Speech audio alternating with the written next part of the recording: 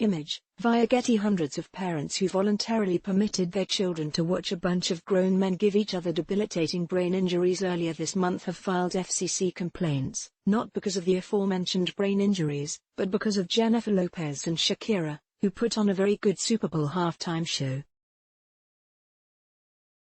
CNN reports that the FCC received 1,312 complaints about j.lo and Shakira's performance, nearly half of which were from parents who claimed it was inappropriate for children. "I had to send my children out of the room so that they weren't exposed to something they should not have seen," one complaint read. "The halftime show was very sexual in nature. I have never seen so many sex poses outside porn magazines," another complainant with a presumably rather boring sex life wrote. Advertisement. Lo and Shakira are professional dancers, and during the halftime show, they both did some very good professional dancing.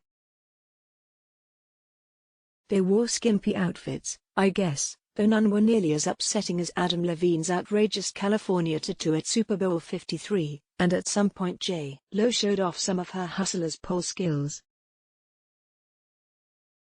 Granted, I am in no way a professional child psychologist, but I can only imagine children might be less disturbed by strong, not nude, female bodies than by football's display of sheer physical violence. In fact, if there's anything I'm concerned about the halftime show, based on some of these comments, it's the messaging parents are imparting upon their daughters, not the performers. "What are you teaching young girls?"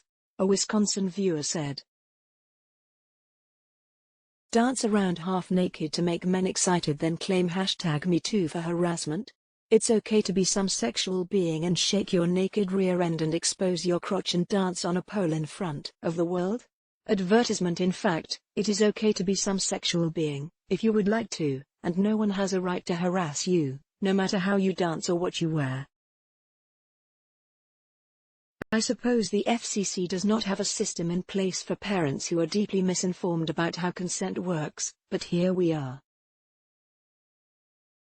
Apparently, Me Too came up quite a few times, as did sex trafficking, which has even less to do with j.lo and Shakira's performance. "This is not appropriate family entertainment as the Super Bowl advertises. It was appalling. And then having young girls join the spectacle," a Kentucky viewer said. "No wonder there is sex trafficking when you call this family entertainment. And where's the Me Too women? Do you not see the hypocrisy?" Advertisement. Some people threatened boycotts. "I am very offended by the performance of porn on a supposed family occasion," yet another viewer said. "I will be boycotting the Super Bowl and especially the vulgar halftime shows that have progressively gotten worse through the years." Advertisement. Indeed, I am not sure what kind of porn these folks are watching that they think it resembles the halftime show. I am appalled at how a television network allowed such a disgusting display of the degrading of women and basically a porn show during the hours of family viewing, a New Jersey viewer said. "This has pushed me to boycott this network and the NFL." Both obviously missed the description of what it is to empower a woman.